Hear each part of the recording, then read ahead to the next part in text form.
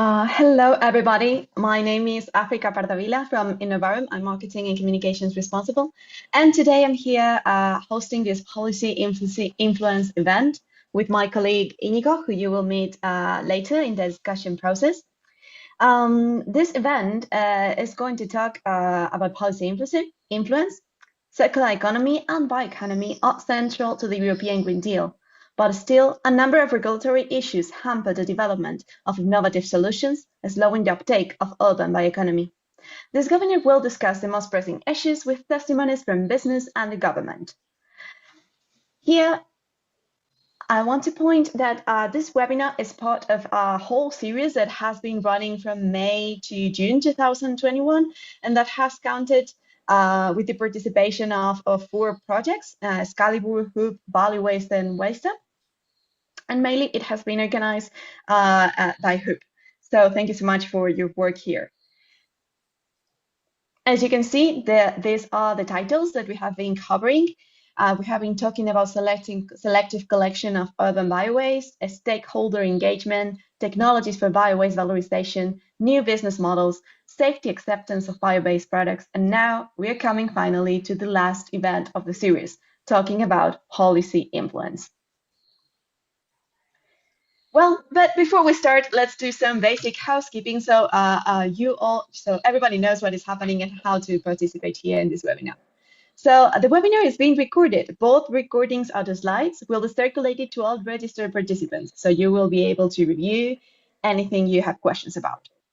Attendees are in listening only mode, but please send us your questions via the Q&A module, which is usually at the bottom of the screen in a Q&A button. You will be able to see, you can write there your questions, and don't be shy. We will be happy to answer. Finally, you can also upvote questions from fellow attendees. This way we make sure we answer the most popular questions. Okay, this is it in regards to the introduction, and we are going to start with the first speaker we have for the event, who is Silvia Maldadiati, who is a policy officer on urban and regional circular bioeconomy, waste, energy, and climate at European Commission, DG Research and Innovation. So Silvia, the floor is yours. Thank you. Thank you very much. Good morning, and thank you for this invitation to this very complex and interesting topic. So say that yes, today we will touch upon some points on the circular economy policies, but maybe mostly on the upcoming R&I initiatives, which indeed are linked to the policies and should respond to policies, or in some cases also the drive policy itself. So next slide, please. Yeah, about the policy context, of course, let's start with the Green Deal, which is an integral part of the Commission strategy to implement the United Nations 2030 agenda and the Sustainable Development Goals, of course, as well as the other priority of the Commission, to transform the EU into a modern, resource-efficient and competitive economy. And also ensuring, of course, climate neutrality by 2050, economic growth decoupled from resource use, and no person and no place left behind. The areas of intervention are many, covered by different corresponding policy initiatives, among which, next slide, please, the Circular Economy Initiative. The Circular Economy Communication and Action Plan are very relevant for the purpose of this workshop. In fact, the communication calls the Commission to ensure the sustainability of renewable bio-based materials, including more sustainable applications of nutrients, for instance, and stronger markets for recovered nutrients, for example, also through the integrated nutrient management plan. The communication envisages also cross-cutting actions promoting circularity in industrial processes in the context of the review of the Industrial Emission Directive and supporting the sustainable and circular bio-based sector through the implementation of the Bioeconomy Action Plan. Also, the Circular Economy Action Plan includes specific actions on the waste reduction target for specific streams and other measures on waste prevention by next year, a policy framework for the bio-based product, plastic products and biodegradable or compostable plastics, originally planned for 21, but then postponed to 22, and scoping the development of further EU-wide end of waste and byproduct criteria. Next slide, please. So still underpinned by European Green Deal directly are the European Green Deal goals published last year, among which the one on a demonstration of systemic solutions for the territorial deployment of the circular economy, which is of interest of this workshop. In fact, this call is connected with a more general approach of circularity delivered at territorial level, where cities and regions are key, the so-called Circular Cities and Regions Initiative.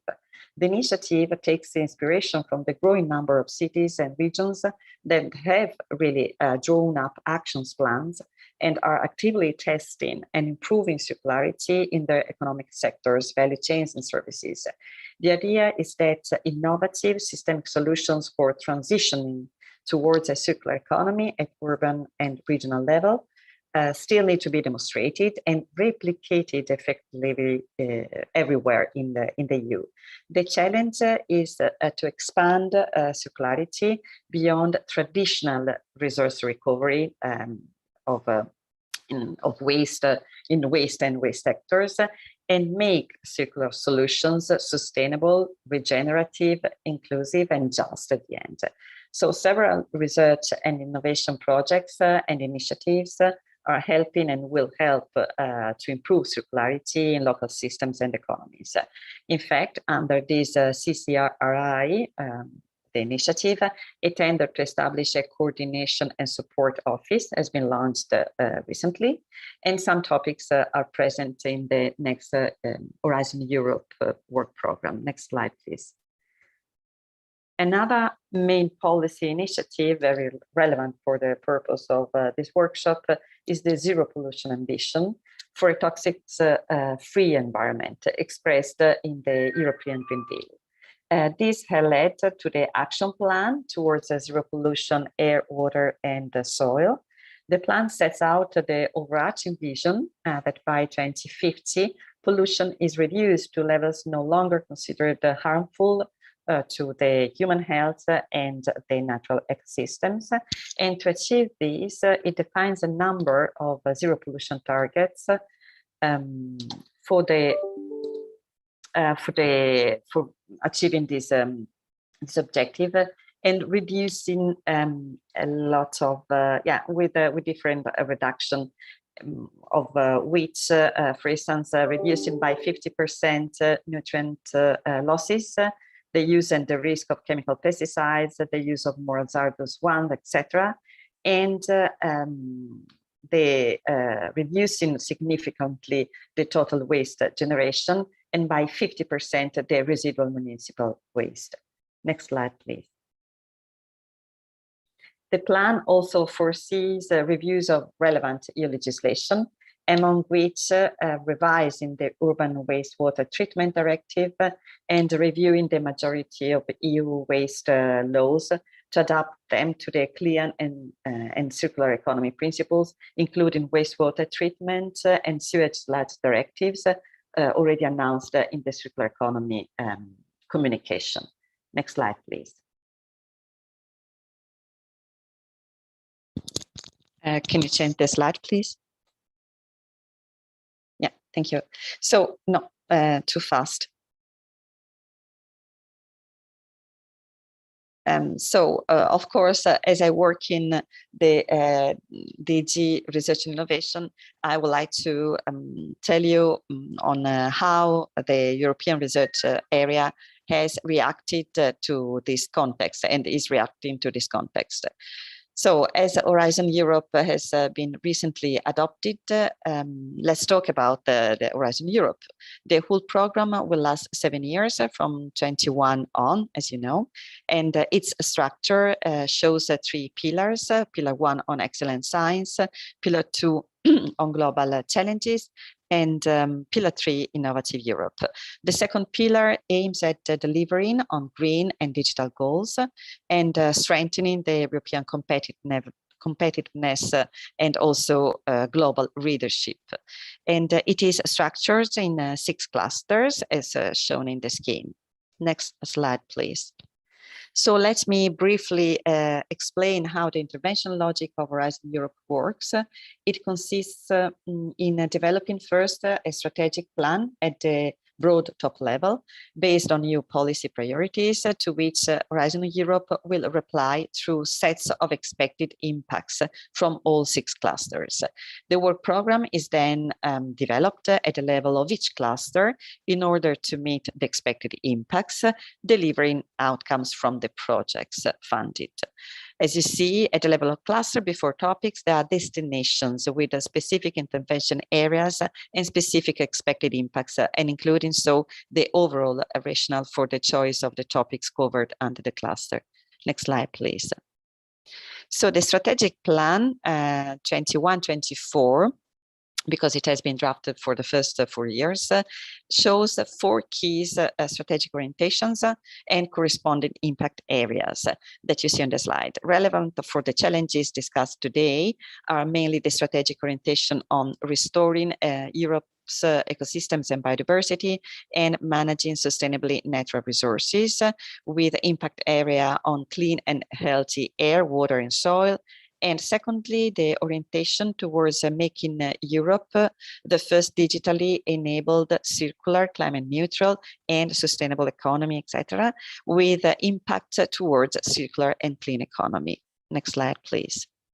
So these key orientations are developed in 2 cluster in cluster 6 on food, bioeconomy, natural resources, agriculture, environment. Of course, not only in this cluster, but say we should focus on that, because this will contribute within its expected impact on sustainable and circular management and use of natural resources, as well as prevention and removal of pollution, where intervention areas concerned are the bio-based innovation systems and circular systems, with another powerful tool still under Horizon Europe that will be the institutionalized partnership called Circular Bio-based Europe, a partnership between the Commission and the bio-based industry consortium that will be launched very soon. Next slide, please. Here I have reported the full expected impact of cluster 6, where you see that there are many keywords. So the sustainable and circular management and use of natural resources is there. Bioeconomy is there. But of course, the removal also of pollution to guarantee healthy soil, air, fresh and marine water for all. The topics developed in the, say, to address these expected impact and that can be of some interest for this workshop today are the ones developed in the 2 destinations, circular economy and bioeconomy sectors and zero pollution destination. Next slide, please. So about circular economy and bioeconomy sectors, I would like to describe this destination as targeting climate neutral, circular and bioeconomy transitions, as the title also say clearly explains. So covering safe, integrated circular solution at territorial and sectoral levels, both. So both for important material flows and important say local and territorial, regional and urban environments. And but also bio-based systems and the sustainable bio-based systems where the cascading use of resources is, say, the core of circularity of these sectors. So under this destination, topics cover areas such as indicators and methods for measuring CA transition, analysis of circular value chains, life cycle information database, testimonies, circular cities and regions initiative, circular material streams, novel feedstock and bio-based innovation. Next slide, please.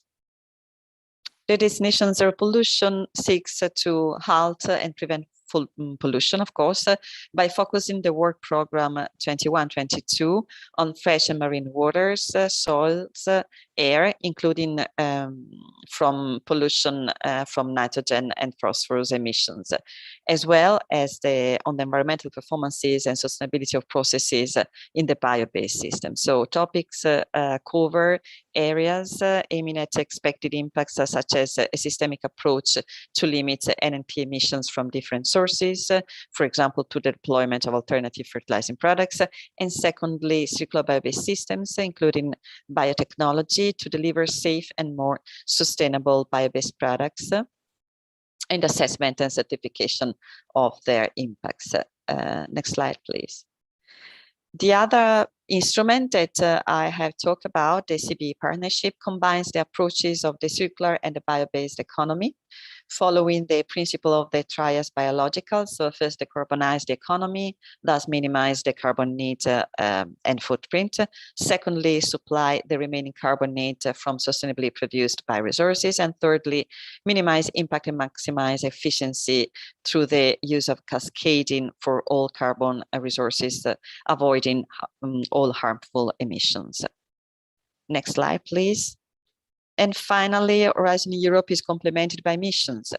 The EU missions are commitments to solve some of the greatest challenges facing our world, like fighting cancer, adapting to climate change, etc. And they are an integral part of the Horizon Europe framework program beginning this year. Each mission will operate as a portfolio of actions such as research projects, policy measures, and even legislative initiatives to achieve a measurable goal that could not be achieved through single and individual actions. Potentially linked to the scope of the workshop is the mission on climate neutral and smart cities. In fact, cities and metropolitan areas are a center of economic activity, knowledge generation, innovation, etc. But also they are major contributors to global challenges. So next slide, please. I close here, reminding you the info days where all topics from Horizon Europe will be presented and the audience will be allowed for asking questions. Thank you very much for your attention.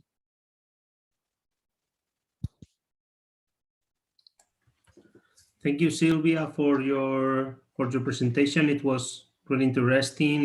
We will be aware of these info days to know all the news in this new framework program. Now I remember to the audience that it's time for, we have like two minutes for a couple of questions.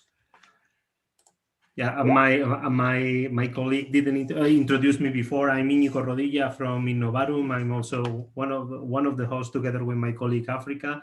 So what I was saying, just remember to set your questions at any moment during the event on the question and answer module you have available on Zoom, and we will show your questions. If not, we at the end of after all the presentations we have a 20-minute session to discuss with the opponents, with the speakers, and between each other, and answering your questions. If it is not, thank you, Silvia, for your presentation. We will have later some discussion about the topics you mentioned. And now I think it's time for Giulio Poggiaroni from EUBIA. Giulio, good morning. Yes. I will share my screen.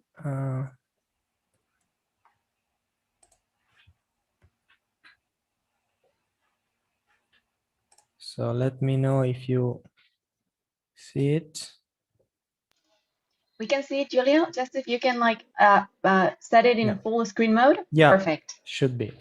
Okay, good morning. I'm Giulio Poggiaroni from EUBIA. work as project manager at EUBIA, and EUBIA is a partner of the ValueWaste project, one of those cooperating with Hope in the organization of this webinar series. And today I will be talking about the Roots initiative and its connection, of course, with policies and regulatory issues. So Roots, it's the collaboration of the 4 projects: Hoop, SCALIBUR, WaysTUP, and ValueWaste. This started at the end of last year, mainly because we were all working on similar deliverables relative to regulatory issues, analysis of regulatory issues and barriers towards the uptake of the value chains that we are developing in our projects. So we came together discussing the similar issues and problems we have found, and we launched this cooperation that ended up in the release of a policy paper, a joint policy paper addressing some key points that I will introduce to you very soon. So the Roots, our group, we decided to call our group Roots, and its aim is to promote innovative solutions for the European circular economy and identifying the regulatory barriers that are still blocking a more sustainable future supported by this kind of new value chains. So we'll touch briefly upon the 4 projects that are forming this initiative. Of course, I encourage you to check the website of each project, in which you will find very detailed and very well presented information on how we are pushing forward our activities. So the projects are piloting new solutions to transform and let's valorize urban biowaste and wastewater into valuable products like feed, fertilizers, bioplastics, biopesticides, proteins, and bioethanol. Not all the projects cover all this. So you have, for instance, ValueWaste focuses on feed, fertilizers, and also food ingredients, while for instance WaysTUP has the bioethanol component and so on. So I encourage you to see which project does what. But in overall, we are all dealing with the valorization of urban biowaste. So, as I said, we discussed the policy issues and barriers that, in our opinion, coming from the analysis we carried out independently and lately jointly, we have identified 4 policy issues translated into recommendations that are available in the policy paper that you can download from the website of each project. So the first one refers to recycling targets and treatment plans. So we have identified that from January 2040, the biowaste collection will be mandatory in Europe, but there are still no mandatory targets for at the EU level. So there are also no reward mechanism for the collection and recycling of this material. So we think that setting such targets for the biowaste could really provide a boost for the circular economy, and we recommend to develop new support mechanism for the biowaste treatment plants, which can also merge the value chains, so the recycling value chains, the value chains that are able to transform the biowaste into valuable products. So this was the first one. Then moving to the second one, deals with the definitions, let's say, of waste and byproducts. We found out that there are some overlaps and inconsistencies in the definition of byproducts and waste in the current legislation. So our recommendation here is that products coming from biowaste should have a more specific regulation or standardization procedure, allowing for multiple reuse, aligned with of course, with the principle of the circular economy. And this, in our idea, should obviously help to clarify the situation and provide a simplification for the whole framework supporting the circular economy. The third recommendation is relative to biopesticides. They are defined as low-risk plant protection products according to Regulation 1107. They, in fact, are defined as not containing substances of concern, being sufficiently active and not causing unnecessary pain and suffering to vertebrates to be controlled. So, however, they still face the same barriers as chemical pesticides. So this means that we have a renewable asset, also biodegradable, which cannot be fully exploited thanks to some specific barriers. So our suggestion here is to create a simplified regulatory framework for this kind of products and allowing a much wider commercialization. The fourth recommendation deals with the insects for animal feed. So as you may know, the insects are a great source of proteins, and using biowaste to grow and feed insects would really unlock a lot of economic opportunities. And in fact, this is also one of the value chains we are piloting in ValueWaste, in particular feeding the insects with the digestate arising from the anaerobic digestion of the urban biowaste. So the idea is to increase the nowadays the insect for feed ingredients are only approved for aquaculture, and so in our idea this should be widened. The scope of this measure should be widened, so insects should be the ingredients for animal feed on a wider scale, so including poultry, pigs, and so on. And this would mean a lot of resource savings in terms of water, also energy used for the production of feeds. And so in this regard, the Roots initiative pledges for the revision of the regulations 767 2009 and 1069 2009, which are those relative to the commercialization of feed and use of feed. Then, having said that, a brief comment on the way ahead. So we published our policy paper, which have summarized in the previous slide. We published it in early June, and we have just started our activities. We will continue to work and study the regulatory barriers and promote the messages and recommendations I have just showed to you.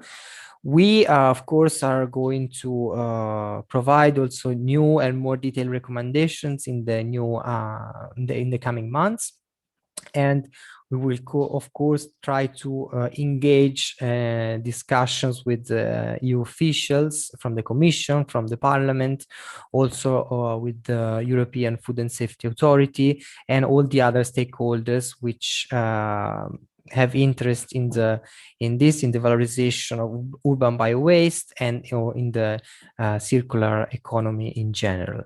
So stay tuned and check our next activities. Thank you very much.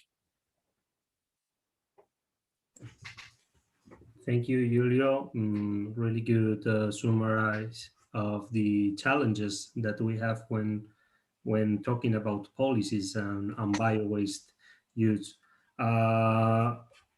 Remember, now it's time for questions. We have a couple minutes if somebody has to set a question. If not, we will have later on a 20-minute session to discuss about the topic.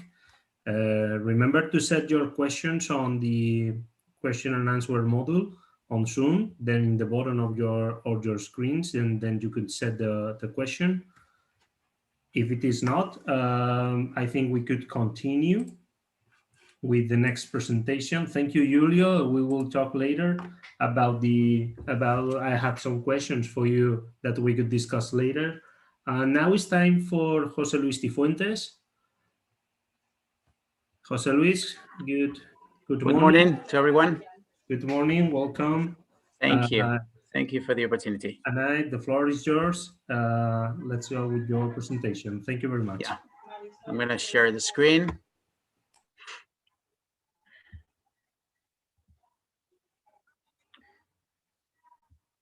I don't know if is it on the screen? Perfect. Can you go? Yeah, perfect. Okay, great. So, good morning to everyone. My name is José Luis Cifuentes, and I work for the City Council of Madrid in the Environmental Affairs Department, and dealing mainly with waste management. We are one of the partners of SCALIBUR project, and during this 10 minutes presentation, I will try to give you a hint of what is the biowaste collection in Madrid, how is it going, what are our objectives, what is the circular economy related with this biowaste super collection we are dealing, and some questions and challenges we think should be solved for the near future, in a short and medium term of the value chain of biowaste in Spain and Europe, in our opinion. So first of all, in Madrid, we started with the biowaste collection in 2017 in November. Now we did it in a 4-phase project. And now the city is completely gathering and collecting the biowaste. That means in the system there are like 450,000 tons of biowaste, and we are capturing more or less 50% of that quantity. The other 50% goes into the mixed waste fraction, which we think we will probably improve the collection of the biowaste, trying to capture this other 50% that is in the mixed waste fraction. What we do with this biowaste collection, we send it to anaerobic digestion, where we do our pretreatment in one of the facilities the Madrid City Council has in the Valdemingo Technology Park. And we produce 2 main products with this, which one is biogas, which we transform into biomethane. And I will explain to you one project we have been working the last year for to make circular this transformation of matter into energy and the return back to the city.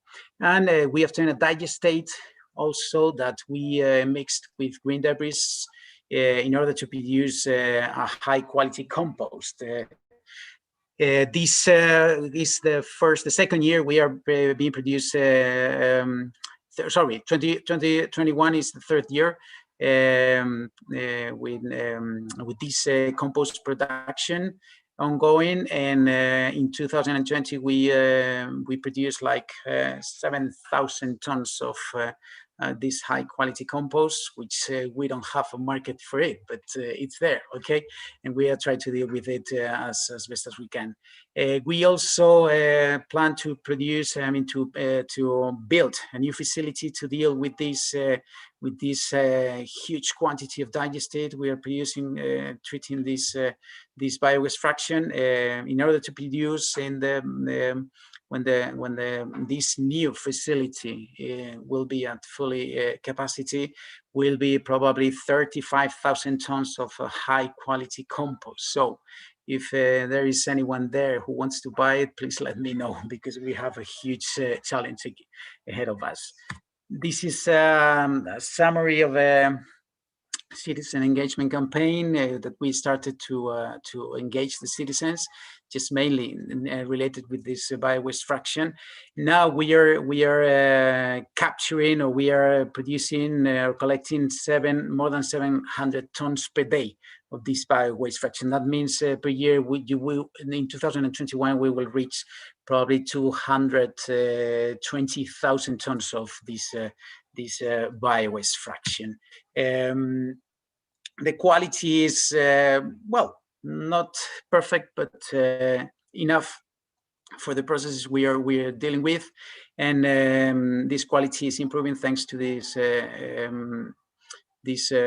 campaigns, these engagement campaigns, and our objective is to try to get this organic content of this biowaste fraction close to 90 to 95% in the household waste stream mainly.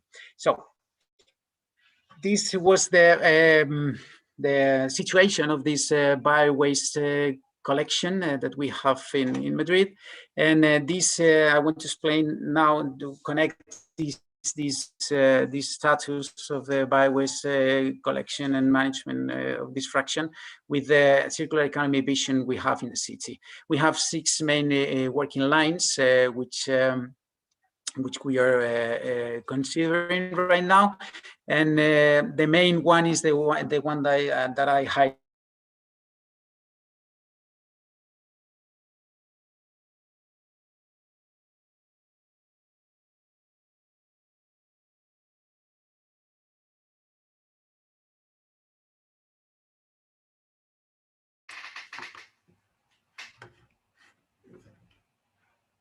Hello, or apologize because seems like there is some technical issues. The connection of Jose Luis looks like it stopped. Jose Luis, can you hear us?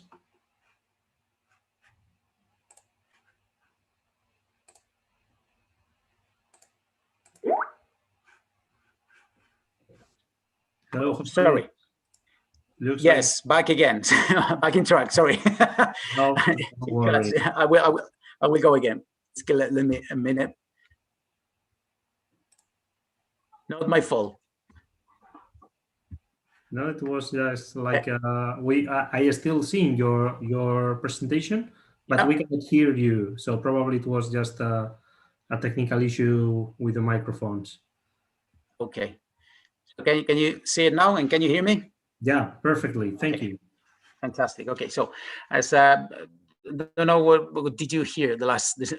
Okay, the thing is that this center is we pretend to be a cluster, a hub for these circular economy intentions of the city, and to try to gather there all the projects and all the help and the boost we want to put and the power we want to put in promoting this circular economy, not only among the municipality, but also among the productive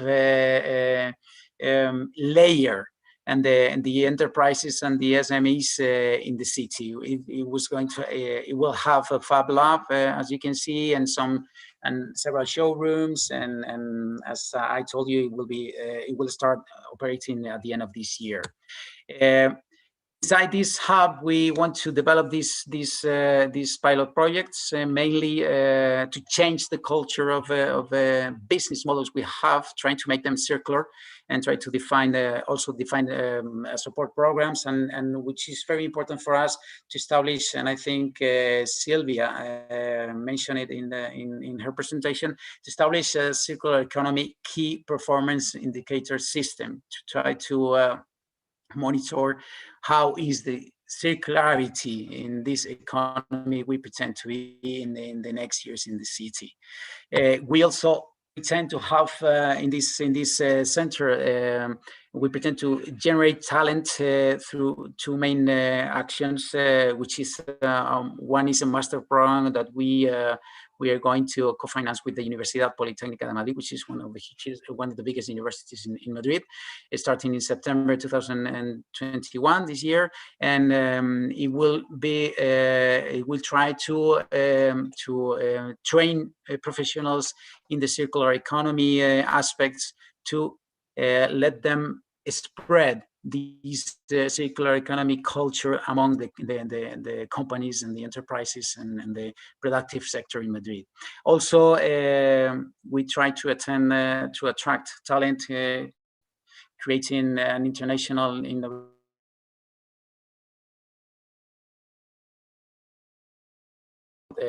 via online, and with a startup living lab. Also, which is more important for us, is a huge SMEs aid scheme, which is budget with 11 million euros for the next 2 years, and we will develop this program to help those SMEs that want to change their mind and change to these circularity schemes in their activity and in their businesses. And we also try to raise European funds, and SCALIBUR is one of the examples. Deep Purple, Insectum, those are another projects that we are also developing, and as not as partners, not being the City Council as partners, but being related to and letting the installations being used to try the pilot projects inside our installations. And we also asked to Madrid City Council as set a funding request to boost this next generation funds comes from the city, from the European Union in this COVID thing. This leads us which we are developing right now, and is related with the biowaste, and it makes real this circularity, which is what you have in your screens right now, which is a project we have been working for the last year, and we are using the biowaste, the biogas. Sorry, we are producing, dealing with the biowaste in the anaerobic digestion facility we have to produce biomethane that is being used in the buses, in the public network, in the buses public network of Madrid. This is in collaboration with the EMT, with EMT, which is the Municipal Transport Enterprise of Madrid. And as you can imagine, Madrid is a huge city. We cannot move the whole fleet of buses with the biomethane we are producing, which is close to 9 million cubic meters per year. But we are going to move a whole line, which it consists, I think it has like 8 to 9 buses that are moving in a circular route around one area of Madrid. This is a project that is going to close the cycle. So the city is going to produce the waste, we are going to collect it, we are going to treat it, we are going to produce the biogas, we are going to treat the biogas to transform it into biomethane, and we are going to use this biomethane to fuel the buses in the city. So it's a circular economy just inside the city. And this is going to be by the end of this year, and probably it will be on for some years from now. And what we are doing right now, which we have been doing for at least 3 years, if I can recall my memory, is that we are feeding the public electric bikes of the city with the electricity, the energy we are producing using the leftovers in the incineration, the leftovers of the sorting processes of Valdomingo Technology Park in the incineration plant we have. And so all the bikes are carbon neutral in this case, and because they are being moved by this renewable energy or electricity, renewable electricity produced in the incineration process. And this is connected with the questions and challenges we have in our minds, and I want to rise up the general public so we see if we can just manage to have some answers, some good and smart answers to these. So the first one is to define a clear biowaste value chain, which is it would be mandatory for what Julio has said in his presentation, which is the definition of the byproducts and the waste, and which is very important for us, for the cities. Why not having an EPR scheme for biowaste? I think biowaste is the orphan of all waste streams. Packaging has his EPR or its EPR schemes. Glass has its EPR scheme. Paper has its EPR scheme. Electronic and electrical waste has its EPR scheme. So why not biowaste having an EPR scheme that could just order this value chain and the market and this secondary raw material market we are focusing on, we are facing. That is related with the definition of the end waste criteria, that we have, and the definition also of the compost, of the unregistered fertilizer as it is in the directive and in the national legislation we have in Spain. Why not also have a need of direct funds applied to the stakeholders of this value chain? And I mean municipalities. Municipalities need to be helped. We are the guys moving the steering wheel. We are the guys moving the engine, and if we want to achieve certain objectives, we are the ones connected with the reality. And if legislation and is not connected with reality, it will never work. These policies will never work. Also, in this vision, we need to go beyond the traditional way of seeing the meaning of recycling. And by this, I mean, is it necessary to transform the biowaste into compost, or is there something else? Can we go deep in trying to find building blocks for the industry that could add value to this recycling definition we have? Probably this is connected with this the need of a secondary raw material market for the biowaste byproducts, and as I mentioned, also the definition of the end waste criteria for biowaste. So let's see if the attendees can help us, and also the attendants and the speakers can also help us resolve or answer these some of these questions. And thank you so much, and we will share some opportunity to exchange our views in these 20 minutes at the last of this session. Thank you so much. Thank you, Jose Luis. Very interesting presentation. Even more for those like we are, like in Novarum, that we are located in Madrid. So it's information that is very close to our reality. As you can see, the audience started to make some questions. We have 3 questions. We're going to solve just the first one made by Jan Stark. Maybe you could answer it. And we will save the other 2 for the discussion session on the last 20 minutes after the presentation of Ludwig. So Jan Stark's make a question is the biowaste treatment process in Madrid economically viable? What is the impact on waste management fees for citizens?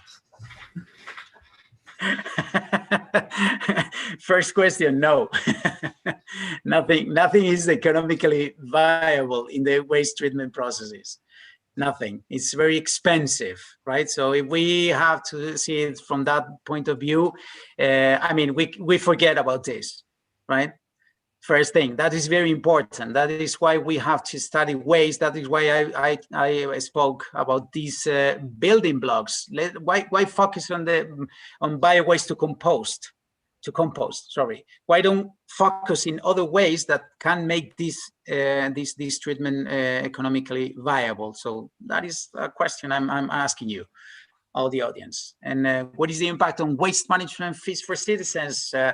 High. I mean, we can cover, we deal with 1.4 million tons of waste every year.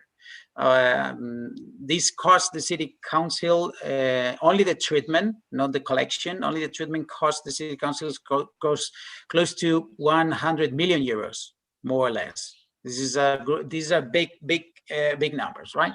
And we selling energy, selling biofuels, selling these materials to the secondary raw material market, we can cover this treatment cost only by 45%.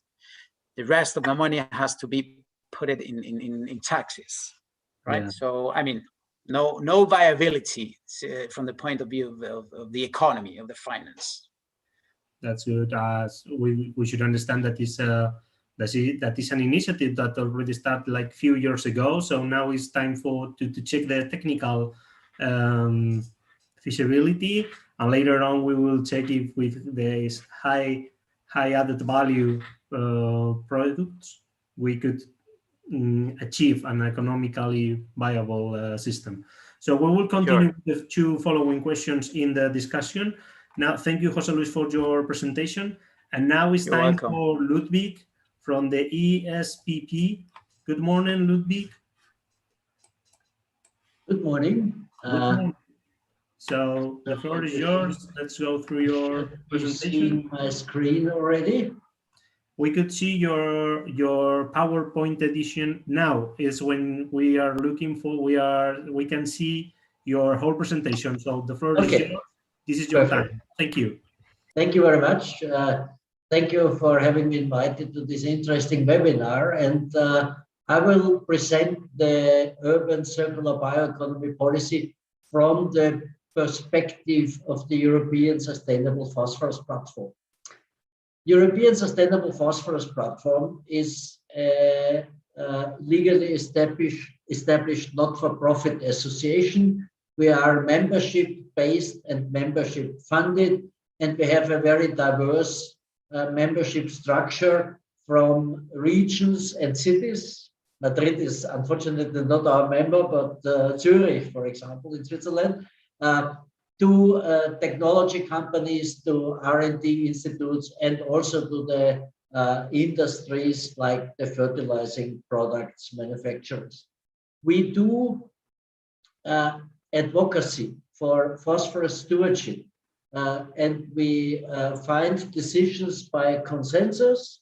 We do mediation rather than direct advocacy. We enable the dialogue between the stakeholders. We develop shared proposals, as you have done with the Roots initiative, and we communicate with regulators. And we have a very large communication base, some 60,000 email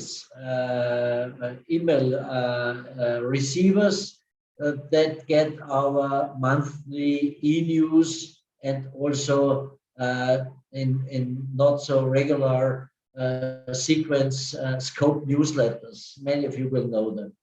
So why do we need this circular economy policy? I mean, I repeat, we have what some people, some scientists call the great acceleration. As you can see here, we have a huge growth in GDP, but also in the use of materials over the last, let's say, 100 years, but even more so over the last 60 to 80 years. We deteriorate our water quality and aquatic life, also obvious. And we consume and pollute more than our biosphere can tolerate. And we take particularly diversity, biodiversity, phosphorus and nitrogen, we transgress the planetary boundaries. So we have several problems, and the three mentioned ones are only part of the problems that we have to face, but we have also solutions. And we need a framework to detach impacts and material uses and energy uses from the economic growth. I know this is I should say among scientists, a more conservative position. We do not claim that we need to stop growth at all. This is an even more difficult transition, but at least what we need now is to detach the consumption, materials, energy consumption from economic growth and human welfare. So we can do this. For doing this, we need policies, and we have to account for externalities that are associated with environmental and climate impacts. We need policies to avoid waste and close material loops, as Jose Luis has just presented. We need agricultural and urban practices to avoid nutrient losses. We need nutrient recovery and recycling. And in short, we need a transition from a material-based to a service-based economy. And we cannot blame the European Commission that has really done a a tremendous amount of work and proposal, more or less since 2014 and 15, with the first circular economy package already, and now with the circular economy action plan, and 2019 with a totally new approach materialized in a new EU fertilizing products regulation. Fertilizing products regulation is a first piece of legislation that has built in an end of waste status for products that are compliant with the regulation. It is not an obligatory regulation. You can also produce and sell fertilizers within the national frameworks, and we get new products, new component materials within the next couple of weeks and months. Among them, the so-called EUBIA products that are essentially products derived from waste, from biowaste, and we get also industrial byproducts and also animal byproducts regulated by this European fertilizing products regulation. We have policies, ongoing policies in regard to wastewater, like in response to increasing environmental pressure. We have seen a water framework directive, and unfortunately we have seen that our rivers and lakes did not improve much. We have also seen an urban wastewater treatment directive evaluation, and we currently have a sewage sludge directive evaluation. So within this new Green Deal framework and the farm to fork, biodiversity, chemical strategy, and the zero pollution action plan and the circular economy action plan, we really review, not we, the Commission reviews and includes public consultation usually, the current legislation, regulations, directives for their effects, for their efficacy, and we will see a lot of new upcoming proposals. We see it already in the nutrients in food and agricultural policies. We had a revision of the organic farming regulations, and we will see new products being included. We have just recently, a bit disappointing, but not because of the proposal, because of the final conclusion by the Council, that not enough from our point of view, attention and money is going to biodiversity enhancing measures and carbon sequestration measures in agriculture. We see a study on contaminants. We see new guidelines for marine fishing and aquaculture. But we have continuously some challenges, barriers, and we also developed some recommendations, because if we look at the global scale, still 80% of wastewater-borne resources are unused. And what we can get from it is thermal energy, we can get chemical energy, we can get nutrient, we can get recycled water, of course. And if we do not enough, we pollute groundwater, rivers and lakes and oceans, and it poses a threat to human health and biodiversity. And we have a potential for heating, cooling, power, biomethane, chemicals that have nicely been shown by the previous presentation from Madrid. So what we need is a transition from strategy, because strategy is essential as a starting point, but we need a framework, a regulatory framework that is compliant with the strategies. So circularity in the context of urban recovery will largely mean, nonetheless, recycling and use in rural environments, in the environment of the cities. So most of the nutrients, biopesticides, proteins that are recovered in urban environments will be recycled to rural use on cropland or as feed for animals.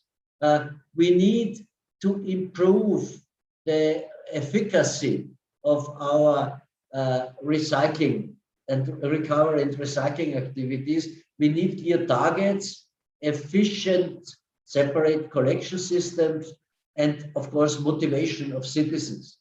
The EU strategies need to be covered by regulation, by incentives, by penalization, but compliance must be rewarded.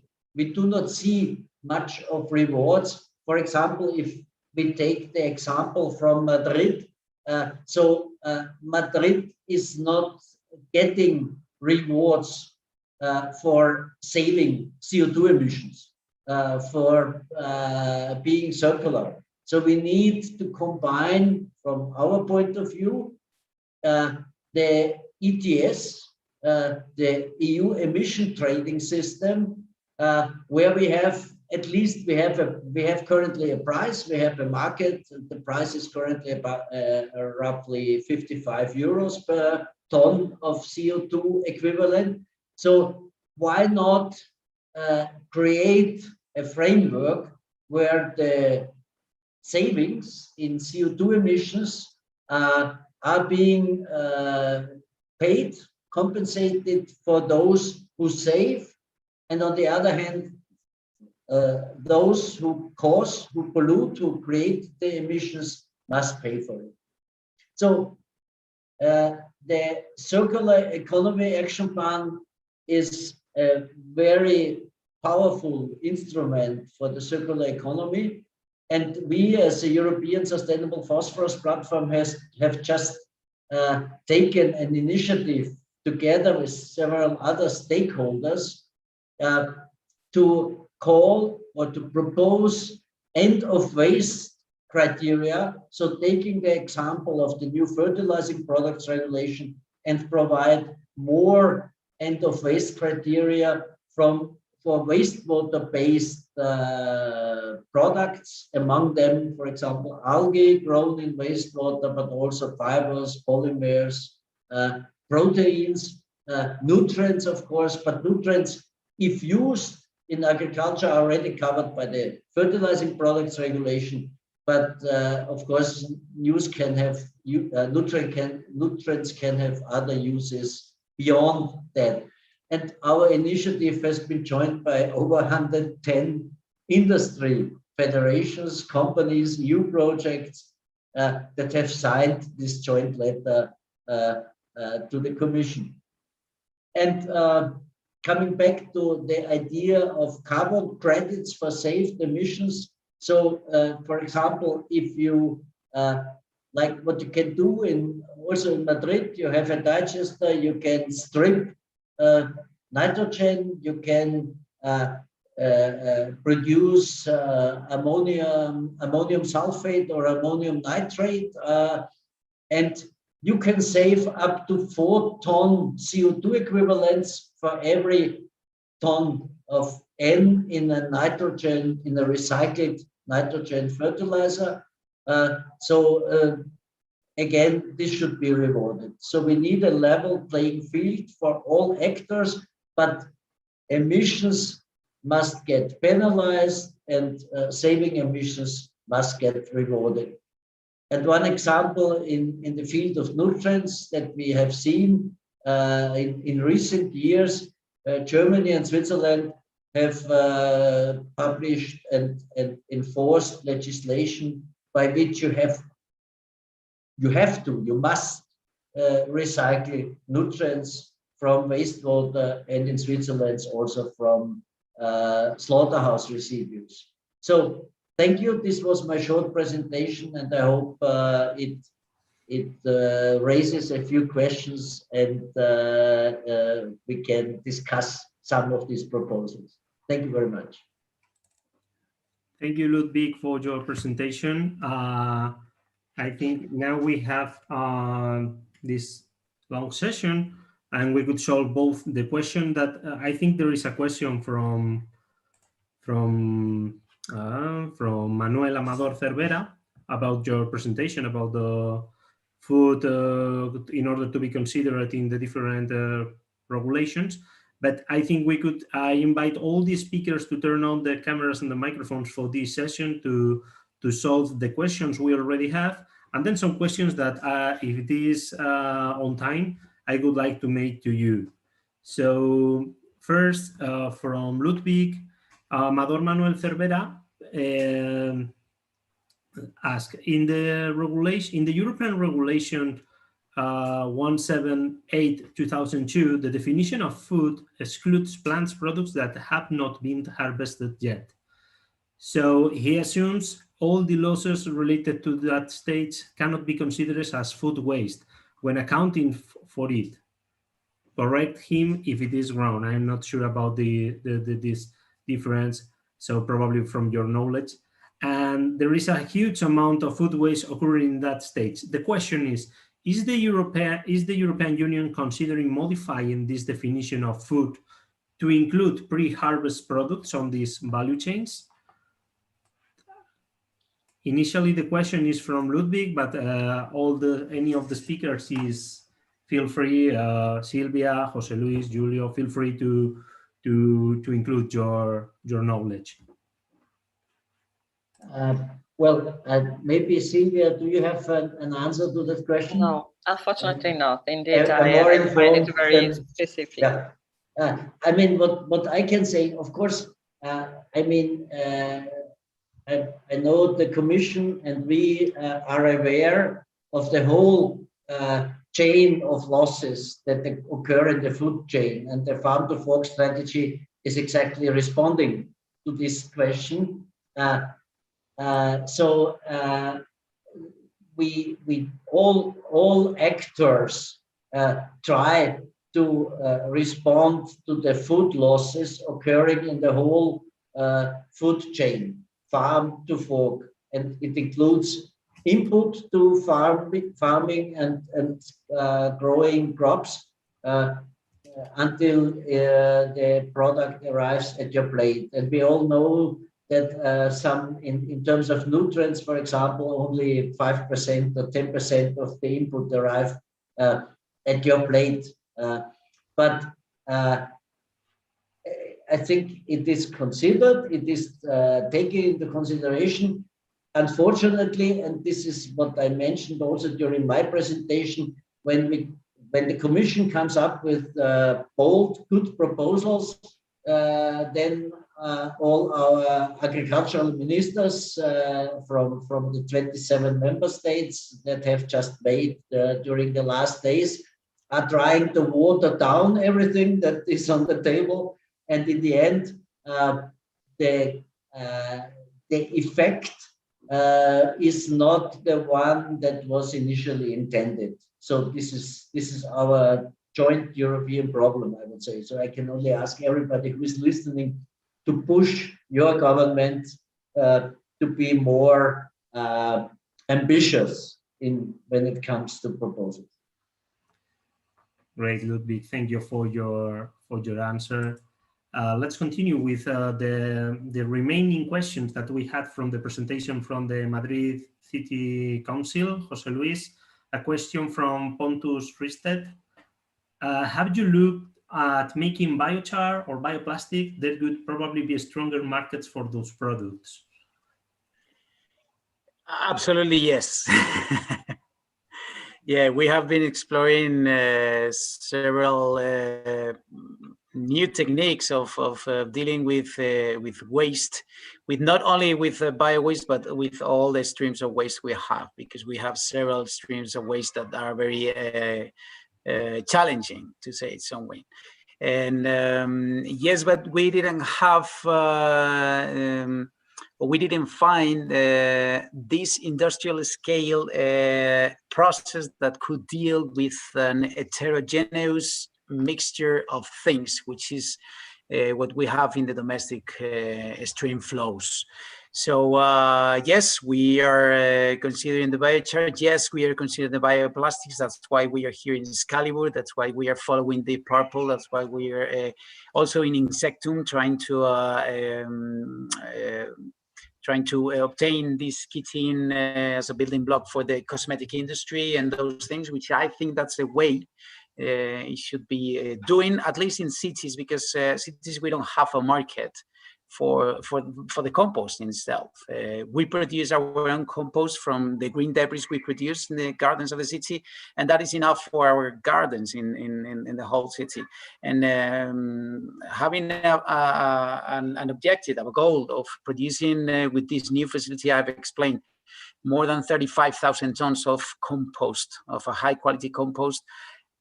I mean, where can we put and where can we use these tons?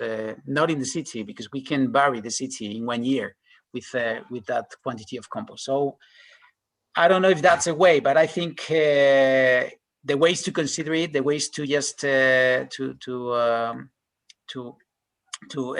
re-ask the question again and try to find other ways that could be could make this management economically feasible, as we talked some minutes ago, and also to try to obtain products that the industry is demanding right now. So I don't know if I've answered the question. No, for sure. I think it's clear that you consider these solutions, but at this moment you have the component for sure are interesting solutions, since are products that are easier to make marketable in a city as Madrid, like the compost, with these gardening solutions you mentioned. So linked with this, this following question is linked with something you mentioned, the heterogeneous composition, nature of the composition of the stream of waste that we have.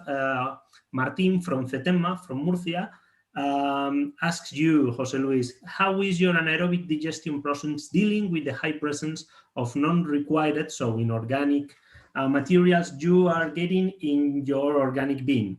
Why do you think that your compost is not getting attention? Is another question. So two different questions. Sure. Feel free to answer in. Okay, the first one is clear. In the presentation, there is in the slide, there is the first slide is the process of the anaerobic digestion, and we have a pre-treatment, which is a sorting process. We have to deal with 20 to 22% of contamination, which means non-organic material inside the bin. And going deeper in this in the flow or the quality of the material that this anaerobic digestion is receiving, we have to consider three main streams. One is the one that comes from big producers, which is high quality. It reaches 90 to 95% of organic. So it's a very small contamination in it. Then we have the supermarkets, which is also high. In the supermarket stream, we have to deal with the packaging, which the staff in the supermarkets, they do not unpack the food. So all the blisters, all the packages, this processed food we have, and if you go to the supermarket and you have a look at the aisles of the supermarket, you have several products. Everything is packed and several packed, with the 2-3 layers of different materials. So we have to deal with that. So and the managers at the supermarkets, they say, my people is not here to open the bags or to open these packages. So I'm sorry, guys. And we are considering the packer, which is a machine that also tries to shred this content. We also do that in the facility, but it's too much. deal with. So we are continuing to grow in that part of the process to deal with this packaging. This is the second stream, and the third stream is the stream that comes from the domestic waste, which is the household waste, right? This is the most contaminated stream, which we deal with the 20 to 22% of contamination in that stream. And the contamination comes mainly from the plastic bags they are using, cardboard, also glass. Imagine these marmalade jars that you just throw away. Instead of cleaning it and just separate the lid for one side, the glass for the can for another, the glass can for another, and then the content into another fraction. So in that case, we also do a very, very concerned separation process in this pre-treatment part. And so in average, the contamination and the fraction enters, the biowaste enters with an average of 22% of contamination, and it gets out from this pre-treatment process as a result at an average of 5 to 7% of contamination. So in the end, we get into the digesters with a high quality organic material, but it's a challenge. And about the other question, why is the compost not getting attention? I love that question because we don't have an answer for that. I mean, the answer is clear because Madrid is a service sector, mainly service sector. We don't have an agricultural sector here.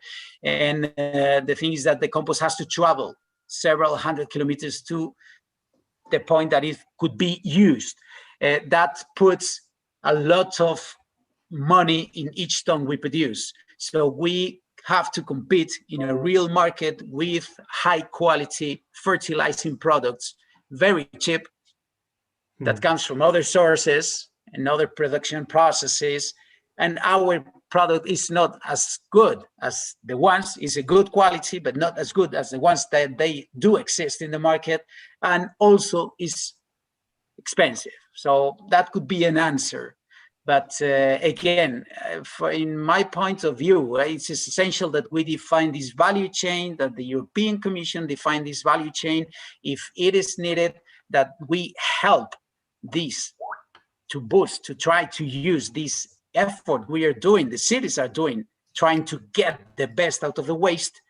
Otherwise, this is nonsense. And we have to redirect our efforts to other ways of treatment, like the ones we have been talking, and like the ones the SCALIBUR is doing, the purple, I don't know, trying to find these building blocks for the industry which they have a market, a certain market, and the market is very valuable, right? That is our vision, right, for the moment. So, but that doesn't mean we are not trying to do the effort, trying to compost this organic material to try to return it back to the earth, to the ground, right? Which is the main objective of this Green Deal of the European Commission. That's why we're building this new facility to try to produce this compost. But I don't think that's the future. At least in big cities that don't have a certain agricultural market that can absorb this huge production of this compost coming from the organic part of the waste of the cities. Okay, Jose Luis. So we will move on with the questions. We have several questions, but I would like to refocus the conversation onto the topic. We have some questions about the use of the black soldier flies and about more technical issues, but I would like to refocus the conversation on the topic of the webinar, which is the policy influence. And I think we have an interesting question from Dorit from BioWaste, this innovation space in the metropolitan area of Frankfurt in Germany that she mentions. I think this could be a question from Sylvia. It's although the general legislation fosters the material use of biowaste, it is oftentimes the nitty-gritty details of waste regulation which makes it difficult in practice. In particular, the non-existing, let's say, end of waste criteria make it difficult. Is the European Commission working on this conflict in the regulation? what do you feel if probably Sylvia or the people involved in this end of waste criteria, if you could give your impression about this topic? About the end of waste, indeed, the criteria have been developed for few streams, very few streams, neither for plastic. So it's in principle should be up to member states to develop end of waste criteria and the European Commission to harmonize them. So indeed, it's kind of giving back to others this task. Whereas indeed we need harmonized rules. So it's really a kind of contradiction, say, but still I don't see so many efforts from member states to at least develop these end of waste criteria for the national regulations. So it's indeed something that we all want, and we are not delivering on that. So there is no big plan, but just the one that you know. These different roles of the national and European. Yeah, if I may add one thing in the circular, and actually I'm not sure if it was the farm to fork strategy, but I think it was the circular economy action plan, most likely.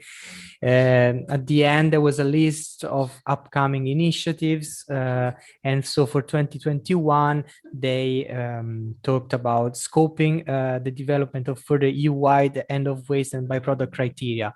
Of course, it's the EU, as Sylvia said, it's up to the EU to find their try to harmonize it, but a lot it's still on the shoulders of the member states. So a lot is expected from their side too. Okay, so just to conclude, I have a few questions for you that probably we could be solved in 1 minute per each of you. So first, Sylvia, thank you for your contribution. I have a question. It's how is it foreseen the deployment of the urban bioeconomy policies through Eurozone, Europe, this new framework that we already started in 2021, and it's going to be the innovation and research program for the following 7 years. How is foreseen the deployment of these new policies? Indeed, there is a full destination dedicated to that, to governance.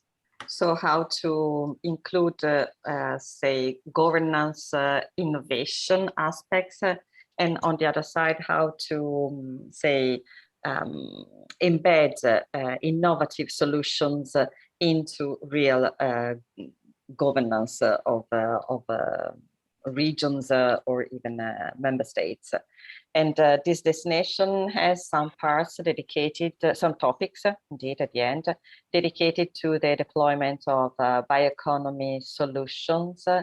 So I would say that, and also, of course, all the market issues that was described during the presentation, listened to, indeed, on the fact that we should also put in place market measures in order to support these innovative and sustainable solutions are more or less there. So indeed, from the research point of view, there is a lot of attention to that, to the deployment, the real deployment, in order to overcome the barriers due to high cost and low awareness or whatever. So there is something. We will thank you, Sylvia. We will see that because the following 7 years we have a special framework with all these conclusions get from the Green Deal, the new Green Deal for the European Union, this next generation program that also has a very big impact for the green dimension. Continuing with my questions, I have another one for Giulio.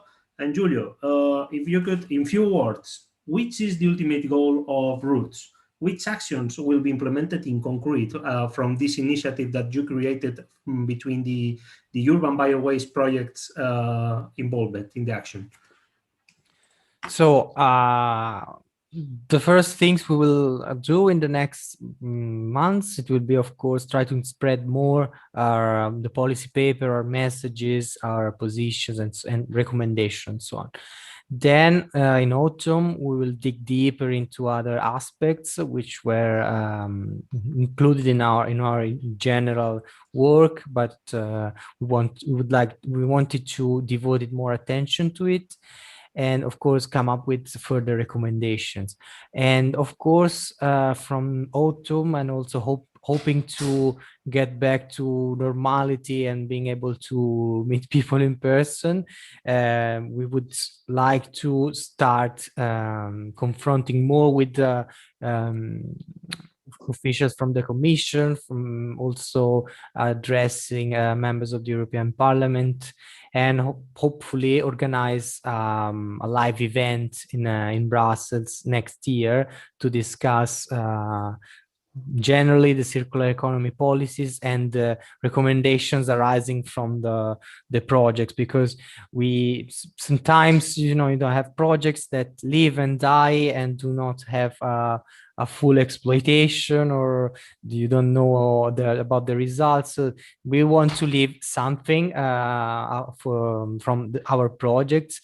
Some of the projects will end in 1 year, 2 years, and 3 years. So we want to have our message sent to the institutions, and try to, in a way, to bring our influence or contribution, let's say, to this discussion. Okay, Julio. So thank you for your answer. I think we have time for one more question. Probably I would like to make a question from Ludwig about the aims on the farm to fork strategy that propose, among others, a reduction of the nutrient loss by 50%, the use of pesticides on the 50%. There are different goals under this strategy. Do you think these goals are achievable? Do you think this goal supports the urban bioeconomy? So what's your opinion about this, the relation of these goals and the circular bioeconomy, and if these goals are achievable? Ludwig, can you hear us? Yes. So I thought you, because the question was a question that I have raised. So I mean, this is one of these key challenges where to which I'm a bit pessimistic now, because we have the farm to fork strategy, and we have very ambitious goals there to be achieved by 2030. And then we have a common agricultural policy that is not compliant with the strategy from our point of view. So somehow, if I have a strategy and I have now the tools, so the common agricultural policy should be a tool set to achieve the goals that we have set in the farm to fork strategy. Unfortunately, after we have seen the agreements within the common agricultural policy trilogue, it doesn't look like we can achieve these goals, because we missed the tool set. And we are now trying to find other tools. Maybe we get some tools from the emission trading system that can help to implement a meaningful farm to fork policy. But yeah, you see, this is one of the problems that I see why we do not make the progress that we could make. And if you allow, I have one question to Jose Luis. Is there a difference for the food retailers if they supply the bio-waste with packages or without packages? Probably not. They pay just the same if they separate it or not. So why don't we have a regulation that says, okay, if you don't unpack it, you pay more for it?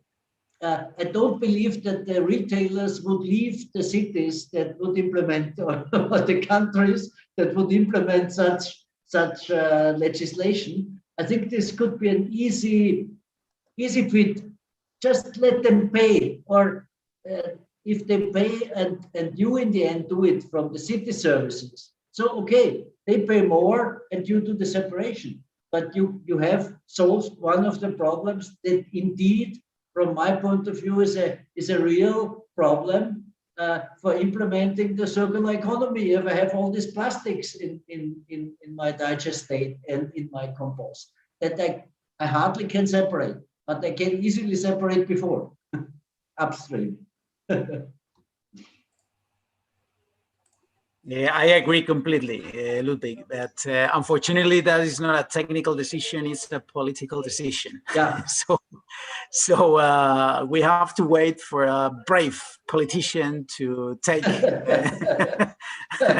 part in that, and you know, but I agree completely. I think defining the value chain implies defining all the stakeholders of that chain. And citizens, including these food retailers and supermarkets and big producers, are in that chain. And they are also enforced by the municipal laws and all the administrative, national, regional, national, and directives, you know. But what you need is an infrastructure that could make this possible. Not only the infrastructure, but also the legal issues that have to go hand with hand with this infrastructure to make this possible. So that's why I say this is a political question and not a technical one, because if you ask the technicians, as you have, we say, yes, of course. Unfortunately, it's not in my hand, that answer. Thank you, Ludwig. Okay, so I think this was the last question. We are completely out of time. That's a really good news that of the participation of the audience. Thank you all the speakers for your contributions. Thank you for the audience, and or apologize to because we are out of time to solve all the questions. All the questions are interesting, but we are completely out of time. So that's all. Thank you all for your participation. Africa, if you would like to give us the last instructions about the webinar. Okay, so well, thank you everyone, and thank you to all the speakers for their fantastic presentations. It has been a good event.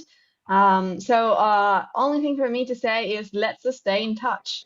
The projects that have been here are still active and are doing really interesting activities. So it would be great if you contact us if you have further questions or want to learn more. Follow our projects on social media and sign up for updates. All projects have social media accounts on Twitter and LinkedIn, so look for us and see what we do. And finally, if you want to know more, join the Hub network of cities and regions.